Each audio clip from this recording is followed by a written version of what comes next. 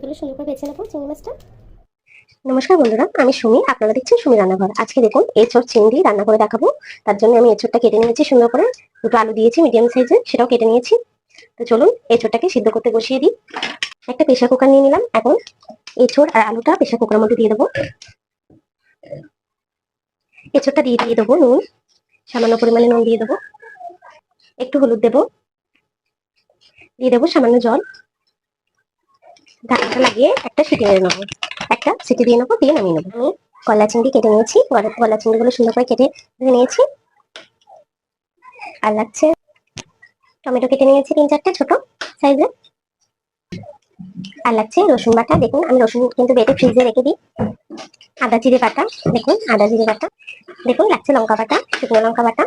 তো চলুন রান্নাটা শুরু করা যাক। তার আগে আমার চ্যানেলটি যদি আপনারা সাবস্ক্রাইব না করে থাকেন তো আমার চ্যানেলটাকে অবশ্যই সাবস্ক্রাইব করে দেবেন। ভিডিওটা ভালো লেগে থাকলে লাইক দিয়ে দেবেন। তো চলুন রান্নাটা শুরু করা যাক। কড়াইটা বসিয়ে নিয়েছি। আর লাগছে পেঁয়াজ। পেঁয়াজটা দেখানো হয়নি, আমি 3-4টে পেঁয়াজ কেটে নিয়েছি। কড়াইটা গরম হয়ে গেছে। আমি কিন্তু সরষের তেল দিয়ে রান্নাটা করছি, আপনারা সাদা তেলেও রান্নাটা করতে পারেন। তেল দিয়ে দিলাম। তেলটা গরম হয়ে গেছে। সামান্য একটু হলুদ দিয়ে দেবো তেলের মধ্যে,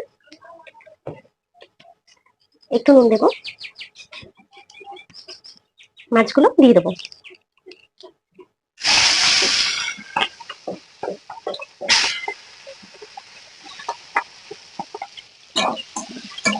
মাছগুলো হালকা করে ভেজে নেবো। মাছগুলো কিন্তু ভাজা হয়ে গেছে, এখন তুলে নেবো। দেখুন সুন্দর করে ভেজে নিয়েছি।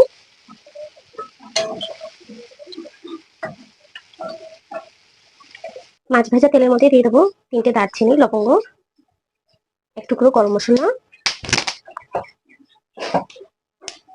গরম মশলা দিয়ে দেবো। কেটে রাখা পেঁয়াজ দিয়ে দেবো।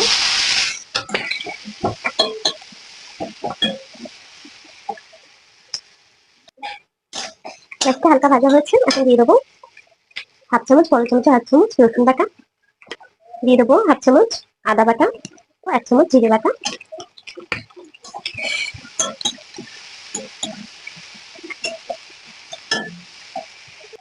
মশলাটা না করে দিয়ে সামান্য একটু জল দেবো, তারপরে মশলাটা কষিয়ে নেবো। দিয়ে দেবো 1 চামচ শুকনো লঙ্কা বাটা,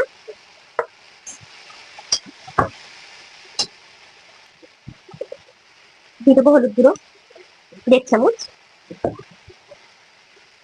ধনে গুঁড়ো দেবো 1 চামচ,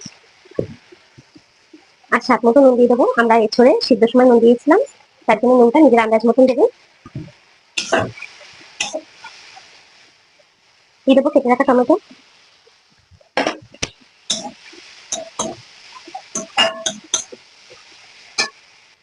মশলাটা কিন্তু কষানো হয়ে গেছে। এখন এঁচোড় আলু যেটা সিদ্ধ করেছি ওটা দিয়ে দেবো। আপনারা চাইলে কিন্তু এঁচোড় আলুটা ভেজেও নিতে পারেন। আমি ভাজবো না, আমি এভাবে করবো না ভেজে। আপনারা চাইলে ভেজেও করতে পারেন।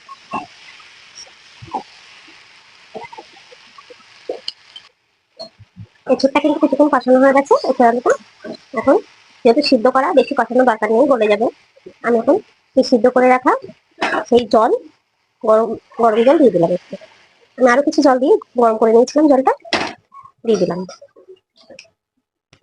আপনারা ঝোল যতটা রাখবেন সেই অনুযায়ী দেবেন।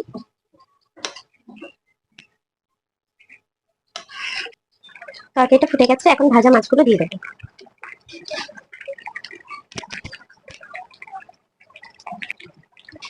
মাছগুলো দেওয়া হয়ে গেছে, সুন্দর করে নেড়ে দেবো একটু।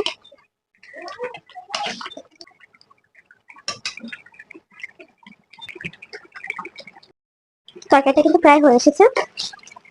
দিয়ে দেবো সামান্য একটু চিনি, দিয়ে দেবো 1 চামচ ঘি।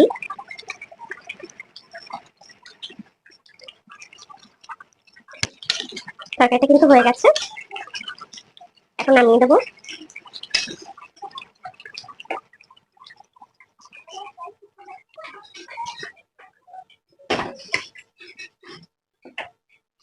দেখুন তরকারিটা কত সুন্দর হয়েছে।